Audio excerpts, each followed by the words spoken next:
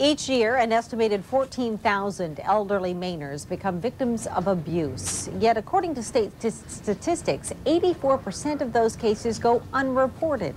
As News Editor Scott Sassone shows us, Maine's criminal justice system is determined to reduce those numbers. That sends out the message. Maine's Public Safety Commissioner has a message for people who abuse the elderly. We are alert to the signs of abuse. We will not ignore them, and we will prosecute. The Department of Public Safety is one of a handful of government entities committed to protecting Maine seniors.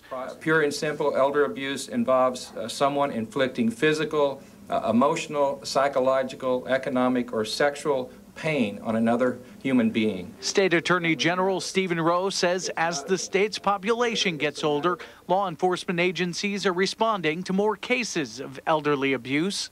In one case investigated and prosecuted by our office, a granddaughter robbed her grandmother of more than $100,000.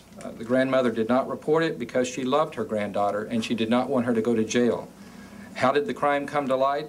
Well, the grandmother was found unconscious, outside, alone, abandoned. Such crimes are growing so quickly that more than 250 criminal justice workers, from first responders to state prosecutors, are being trained to prevent, detect, investigate, and prosecute senior abuse cases. We realized that there were cases that needed our attention and needed special handling, much the way child abuse and domestic violence cases required special handling. Candace Heisler is a former assistant DA in San Francisco and an expert in elder abuse. The main approach is exactly the one that, in my experience, is the formula most likely to result in a successful outcome, both for the victim, the community, and hopefully for the perpetrator as well. Advocates for the elderly say the best way to stop crimes against seniors is to know what signs to look for and what questions to ask if officers suspect abuse.